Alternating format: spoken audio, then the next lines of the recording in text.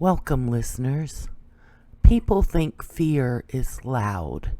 They think it looks like screaming, like fighting back, like panic written clearly across someone's face. They think if no one hears anything, if there are no signs of struggle, then nothing really happened. That isn't how it works. Sometimes fear doesn't arrive on time. Sometimes it never arrives at all. And sometimes the thing that should terrify you the most is realizing you were never the one being watched. And now the record begins here. She wasn't scared when I thought she should have been, by NoSleep scribe. No signs of a struggle does not mean no one fought. The man was reported missing on a Friday. Not by family. His employer filed the report after 2 consecutive no-shows and an unanswered voicemail left the morning of the 3rd day. The caller noted this was unusual. The man was punctual, reliable. He had recently received a performance commendation. A welfare check was conducted at his residence at 1809. The front door showed no signs of forced entry. The lock was engaged from the outside. Windows intact.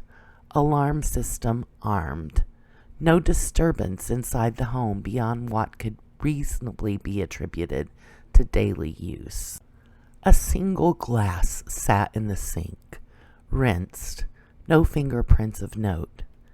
His phone was recovered on the nightstand beside the bed. Battery depleted. No outgoing calls or messages after 12:46 a.m. on the night of his disappearance. Location service had been disabled shortly before that time, consistent with prior usage patterns.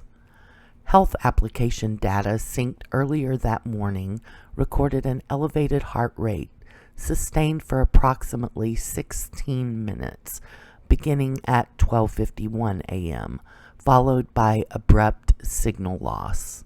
Accelerometer data during that interval indicated minimal movement. The anomaly was noted but not escalated. Wallet and keys were accounted for. His vehicle was located in the driveway. No damage. Fuel level consistent with short distance travel. Interior clean. No foreign fibers recovered beyond what could be attributed to routine use. Traffic cameras confirmed the vehicle entered the downtown bar district at 9:58 p.m., the night he was last seen. No footage showed the vehicle exiting the area. A gap in coverage occurred along the most direct route back to his residence, due to a malfunctioning municipal camera reported earlier that week. Witness canvassing yielded limited information. Several patrons recalled a woman exiting the bar shortly after 10:20 p.m., appearing intoxicated. None recalled her leaving with a specific individual. Descriptions varied. Hair color inconsistent. Clothing unremarkable. No neighbors reported hearing unusual noise during the estimated time window. Financial records showed no irregular activity, no withdrawals, no purchases after the evening of disappearance. Digital correspondence revealed no indications of distress, intent to relocate, or interpersonal conflict. Browser history contained nothing requiring further escalation. At the time of filing, the disappearance was categorized as unexplained absence pending additional evidence. An internal note was appended 6 days later. The note did not identify a suspect. It observed that this was the 5th disappearance in 21 months, sharing similar parameters. Adult male, nightlife district proximity, residence undisturbed, no signs of struggle, no body recovered. Geographic overlap was minimal. Pattern recognition was inconclusive. The case remained open. No further action was authorized. I wasn't looking for anything when I saw her. That's important. I don't go out hunting. I don't cruise bars scanning faces, weighing odds. That's not me. I'd had a long week, a loud room, and a drink that tasted like it had been poured by someone who hated their job. I was already halfway toward the door, already rehearsing the drive home in my head, when she lurched into my line of sight and nearly took out a bar stool with her knee. People noticed. Of course they did. A few laughs.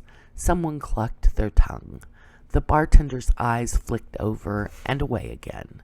It wasn't anyone's problem. She steadied herself against the wall, breathing through her nose like she was counting. Long red curls spilled forward, catching the light, the same deep, almost violent color as the dress clinging to her hips. Short, impractical, paired with heels that had no business being that high on a night like this. She was young, 21 maybe, old enough to be here, old enough to know better, attractive in a way that felt deliberate even when she was off balance, like she'd built herself to be noticed and then forgot to maintain it. I watched her because everyone else had already decided not to. She made it 3 steps before she stumbled again, this time toward the door. A hand reached out from behind her, some guy I didn't recognize, but she slipped out of it without looking back. Not rude, just absent, like she hadn't registered him as real.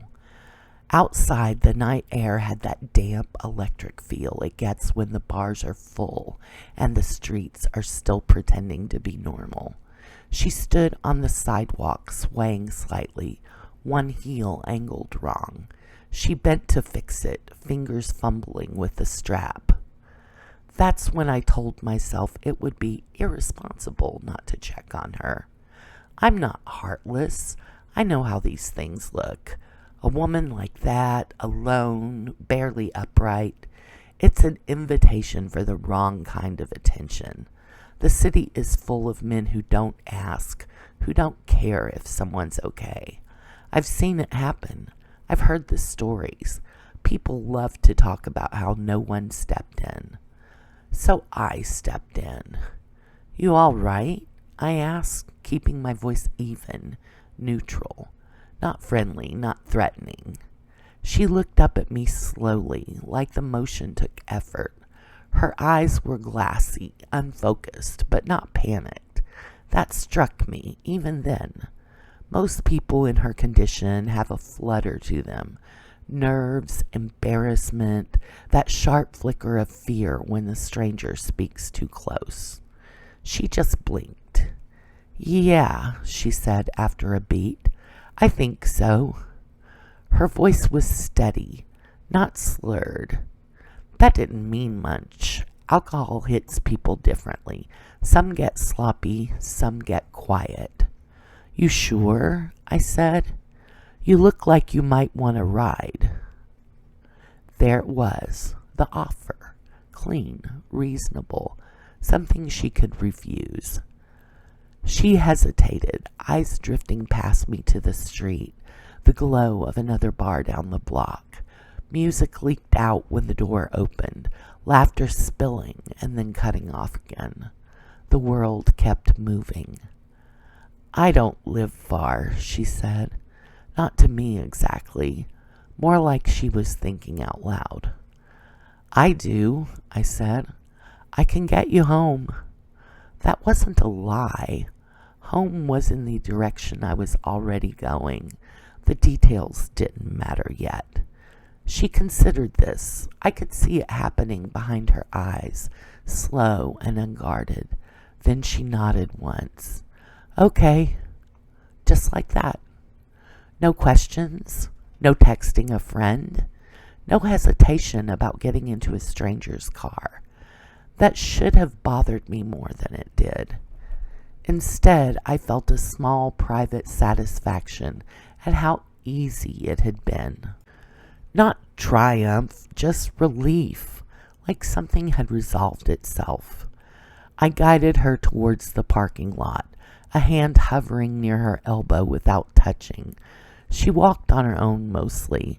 Her balance wasn't as bad as I expected. She didn't lean on me, didn't cling.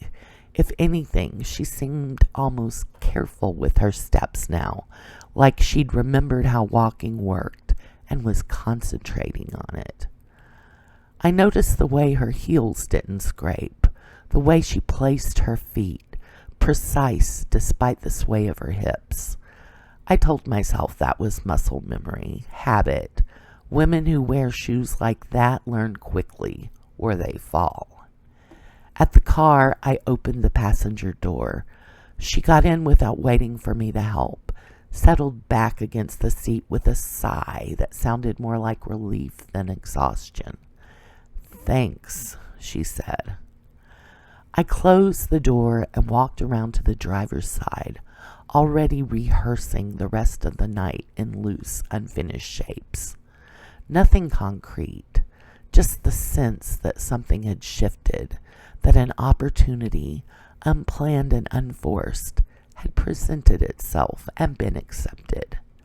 As I pulled out of the lot, I glanced over at her. She was watching the streetlights slide past the window, face calm, unreadable, not scared. I frowned just slightly, then dismissed the thought as quickly as it came. She was drunk, that was all, too drunk to be afraid yet. Fear would come later, when things became clear. By then, I told myself, everything would already be decided. The drive was quiet, not awkward quiet, not the kind that begs to be filled, just empty, like the space between thoughts when you're focused on something else. The radio hummed low, late night talk, some caller complaining about a neighbor, and I didn't bother turning it off. Noise makes people comfortable. Silence makes them think.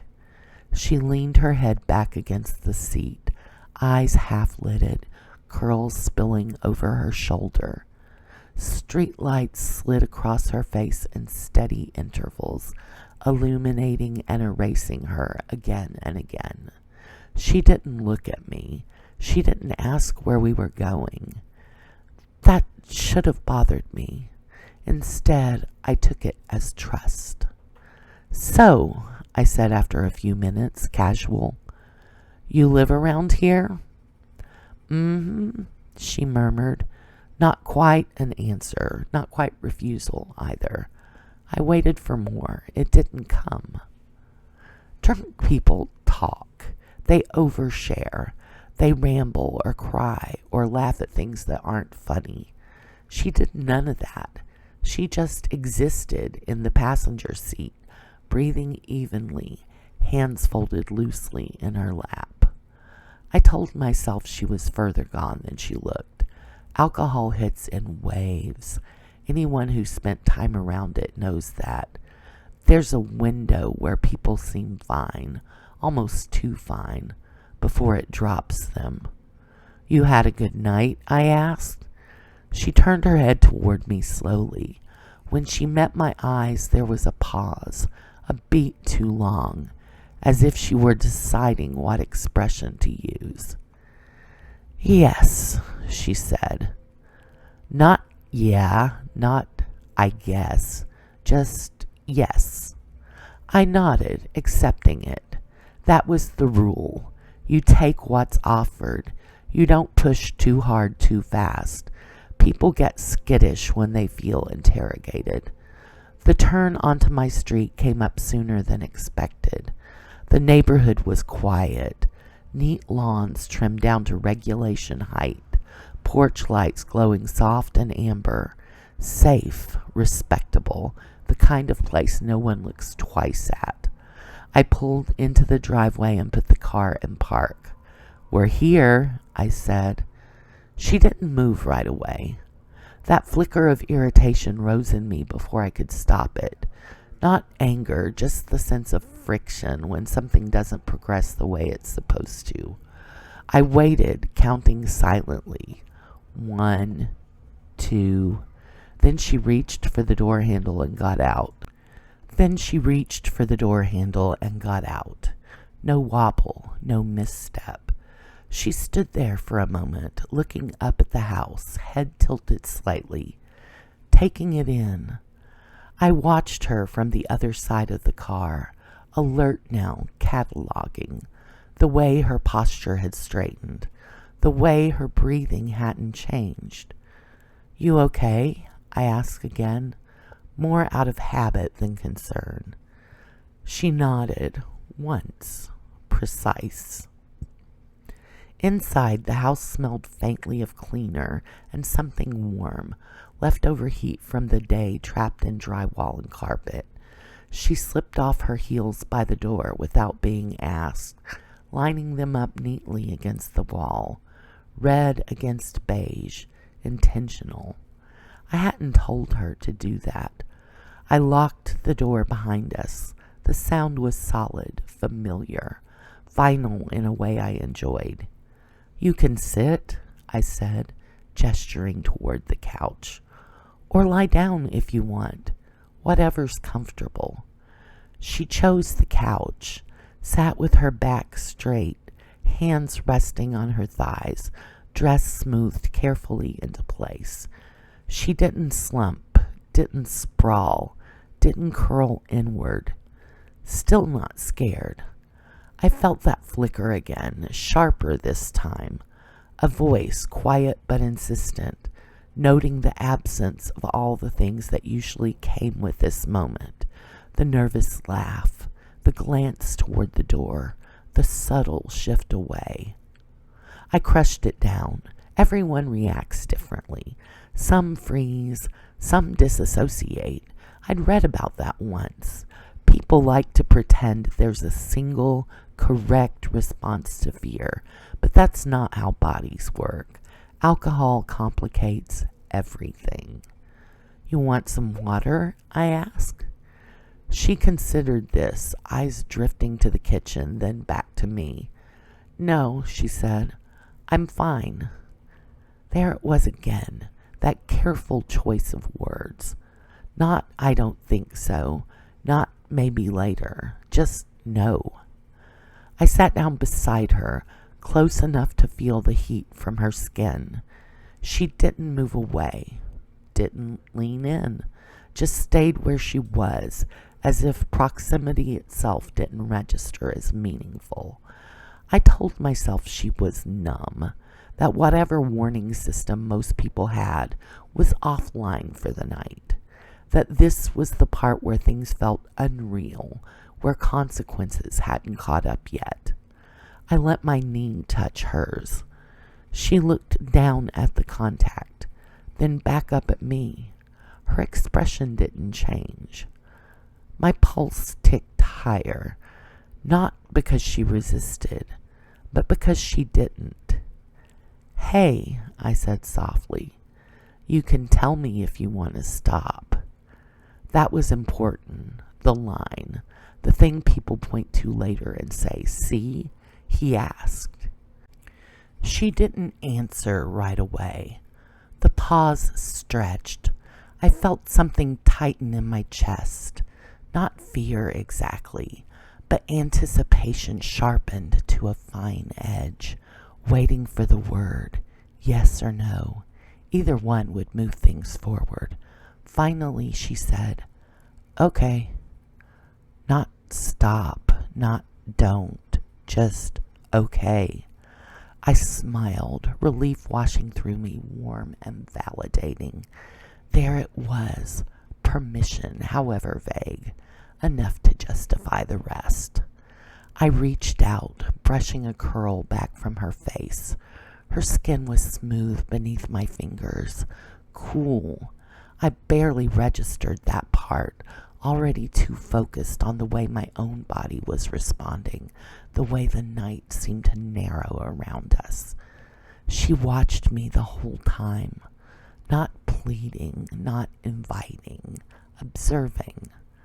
I noticed dimly that her eyes didn't dart away, didn't close. They stayed on my face, steady and unblinking, as if she were memorizing it. That thought slid off me as quickly as it formed. People look when they're drunk. People fixate. It doesn't mean anything. I leaned in, close enough to smell her. Something clean beneath the alcohol. Something sharp and unfamiliar. My heart thudded harder now, a deep, insistent rhythm that drowned out the last of my doubts. Whatever hesitation I'd felt dissolved under that certainty. Fear would come later. Right now, everything was exactly where it was supposed to be. I expected a shift. That's the thing no one ever talks about. The moment when the tone changes, when the air tightens, when whatever illusion you've been operating under drops away and people realize what's happening. It didn't come. She sat beside me on the couch, posture unchanged, hands still resting neatly on her thighs. Her breathing stayed slow and even, rising and falling like she was asleep. When I moved closer, when my shoulder brushed hers more deliberately this time, she didn't flinch. I waited for it, the sharp inhale, the pullback, the eyes darting to the door. Nothing. It bothered me enough that I noticed it. "Hey," I said again, quieter now. "You okay?" She turned her head toward me. The movement was smooth, unhurried. When she met my eyes, there was no confusion there, no panic, just attention. "Yes," she said. Same word, same tone. Steady. I told myself that fear doesn't always look like fear. Sometimes it looks like stillness. Sometimes people go flat, like their bodies have decided to wait it out. I'd heard that before, read it somewhere. It sounded right enough to keep going. I reached out again, this time letting my hand rest against her knee. Bare skin. She didn't tense, didn't shift away. Her muscles stayed loose beneath my fingers. Too loose. I frowned just slightly, watching her face for a reaction. Her pupils didn't change. Not when I touched her, not when I leaned in closer, invading the space most people guard without thinking. She didn't smell afraid. The thought came unbidden, strange enough that I almost laughed it off. Fear has a smell. Anyone who's been around it knows that. Sweet, sharp, sour. Adrenaline. She smelled like alcohol and something cleaner underneath. Soap, maybe, or perfume, hard to tell. She's wasted, I told myself. Of course she's numb. Alcohol dulls everything. Pain, judgment, instinct. It made sense that whatever warning system she had was lagging behind the moment. Fear would catch up eventually. It always did. I slid my hand higher, testing. Still nothing. Her gaze followed the movement, not my face. Her eyes tracked my fingers with quiet focus, like she was watching a demonstration, studying form. That was odd. Most people look anywhere else. I tightened my grasp hard enough to register. Her gaze remained on my fingers, steady and unblinking. A small, wrong smile curved her lips. I felt a brief, irritated prickle at the back of my neck, a sense that I was being evaluated. I pushed it aside. That was ego talking, projection. Of course she was watching. She was drunk, bored, fixated. "You're really out of it, huh?" I said lightly, like a joke. She smiled. Not wide, not flirtatious, just a small, careful curve of her mouth that didn't touch her eyes. "Maybe," she said. Her voice hadn't changed at all. My heart was pounding now, hard enough that I could feel it in my throat. Excitement, sure, but threaded through it was something else, a pressure that didn't quite match what was happening. My body felt ahead of itself, like it had been kicked into a higher gear without my permission. I shifted closer, letting my thigh press fully against hers. She didn't move, didn't adjust, didn't respond the way people do when they're bracing. I noticed then that her hands hadn't trembled once. Not when the door locked, not when I sat beside her, not now. That wasn't normal. Even drunk people shake. Even calm ones have tells, micro movements, something. She's too far gone to register it, I decided. That's all. That explanation slid neatly into place, smoothing over the discomfort. It felt good to have an answer. People like answers. We need them to keep things moving. I leaned in closer, close enough that my breath brushed her cheek. Her skin was cooler than I expected. Not cold, just off, like she'd been standing outside longer than she should have. I barely registered it. My focus had narrowed, tunneled down to the sound of my own pulse, the way my body responded with almost embarrassing enthusiasm. Desire sharpened into something urgent, insistent. It drowned out everything else. I didn't notice when her breathing changed, because it didn't. No hitch, no quickening, no sign that she was anywhere but exactly where she'd been this whole time. Her eyes met mine again. For the first time since we'd sat down, really met them. There was something different there now. Not fear, not confusion, recognition. It unsettled me enough that I pulled back a fraction of an inch. "You sure you're okay?" I asked, irritation creeping into my voice despite myself. She nodded. "Yes," she said again. The word landed heavier this time, less like reassurance, more like confirmation. I swallowed, my mouth suddenly dry. I told myself I was overthinking it, that excitement does this, warps perception, invents significance where there is none. I leaned back in. Her smile widened just a little, and for the first time since we'd met, I had the distinct, unwelcome sense that whatever I thought was supposed to happen next had already been decided, not by me. The moment didn't explode. That was the first surprise. I'd expected some kind of rupture, panic, resistance, the sharp turn where things finally become real. Instead, the world seemed to slow, like a needle dragging across a record. My pulse thudded too hard in my ears.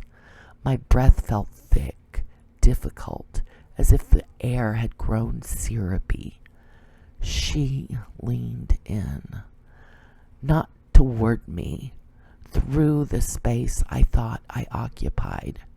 Her hand came up and rested against my chest. Light contact, almost tender. I felt the pressure anyway, deep and insistent, like something had reached inside and wrapped around my heart. I gasped. She watched my reaction with mild interest, head tilted slightly, the way someone looks at a clock to check the time. "Wait," I said.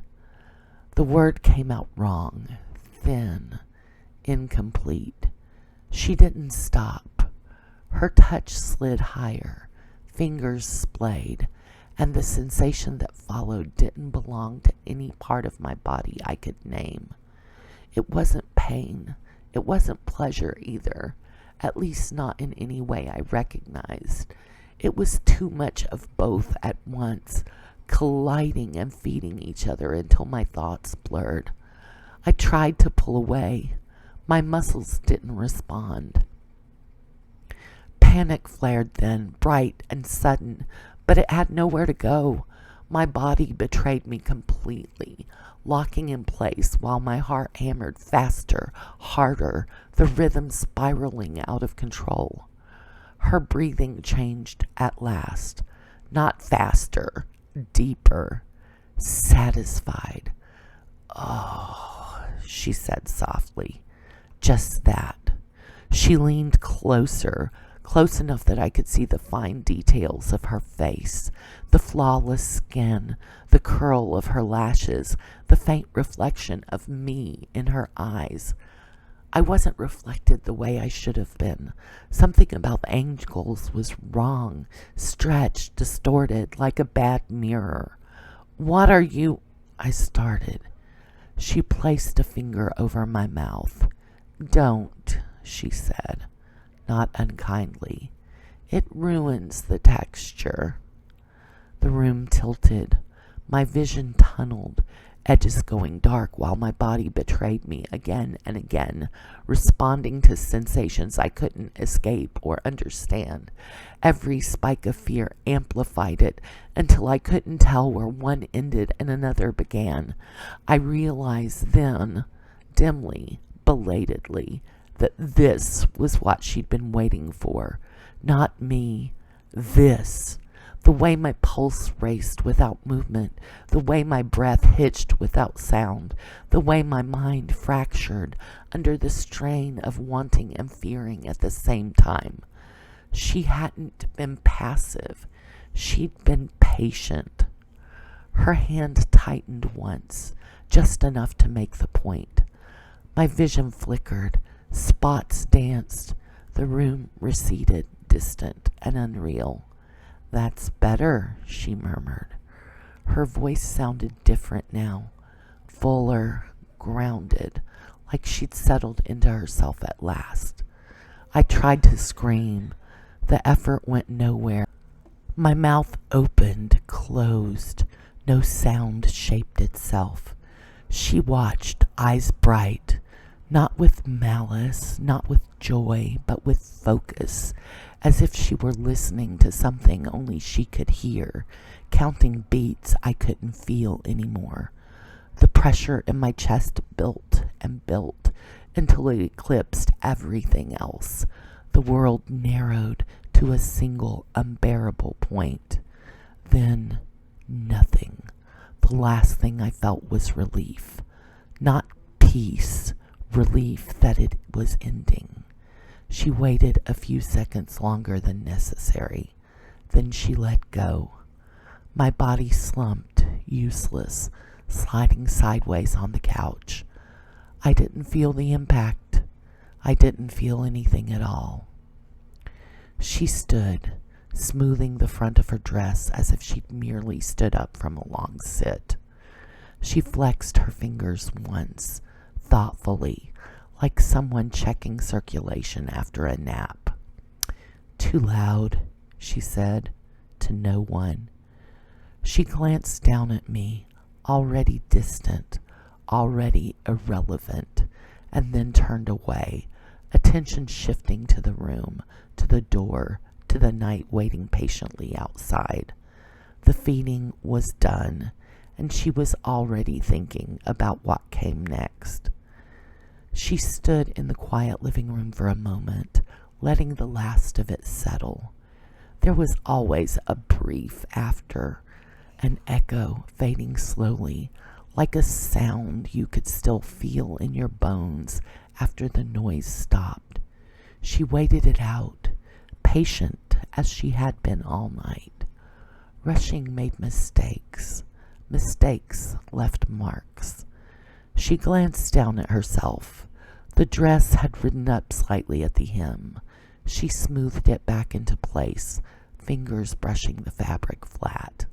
No tears, no stains. The color held true, deep red, unbroken. One strap of her heel had loosened. She bent, tightened it, tested her weight. Solid. As she straightened, she noticed the thin string of saliva stretching from the corner of his mouth, dipping down to touch the back of her hand where it rested against the couch. She paused, looking at it with mild annoyance. She wiped her hand against his shirt, dragging the moisture across the fabric without ceremony, as if cleaning a spill from a counter. The body didn't react, didn't need to. Better. She crossed to the hallway mirror, not to admire herself, just to check. Her curls had fallen forward, hiding part of her face. She gathered them back, tucking them behind her ears, restoring the shape people expected to see. Her expression reflected back at her was neutral, calm, empty in a way that read as softness to anyone looking too quickly. She practiced the smile, not the one from before, a different one, smaller, unfocused, the kind that suggested exhaustion instead of intent. In the living room behind her, the body was already becoming unimportant, cooling, quiet, just another object the house would fail to explain. She lifted her bag from where it rested untouched near the couch and moved to the door. The lock turned easily beneath her hand. Outside, the night was still busy with itself. A car passed at the end of the street. Somewhere nearby, laughter rose and fell. Music thumped faintly through walls not meant to hold it. The world carried on, oblivious and efficient. She pulled the door closed behind her, careful not to let it click too loudly, and started down the driveway. Halfway to the sidewalk, she slowed, adjusting her pace. Too steady would look wrong. Too fast would draw attention. She found the rhythm easily. Slight sway, a calculated stumble corrected at the last second. At the corner, the glow of another bar washed the pavement in warm light. Red neon bled into the dark, promising safety, noise, anonymity. People clustered near entrances, smoking, laughing, checking their phones. Someone glanced her way, then looked again. She lowered her gaze, let her shoulders round just enough. There. She stepped back into the light, letting the sound swallow her whole. Down the block, someone was already watching, and the night, generous as ever, made room. DAAA Pattern Recognition Addendum. Case Status Observational Hold. Following the review of Incident Absence Report FR 1198 and 4 related cases meeting overlap thresholds, no actionable subject has been identified. All subjects are adult males. Ages range from late 20s to mid-40s.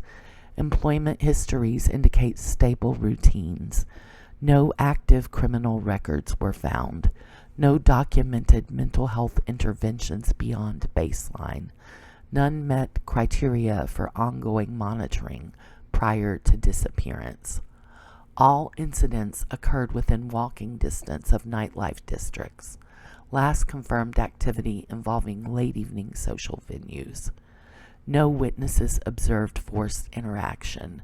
No digital evidence suggests coercion. Residential follow-up across cases produced consistent findings. No signs of struggle, no theft, no property damage, no biological residue meeting standard forensic concern threshold. In 3 residents, trace moisture transfer was noted on upholstered furniture and personal clothing belonging to the missing individuals. Samples were dismissed as non-probative and attributed to post-intoxication salivation or routine bodily discharge. No testing was authorized.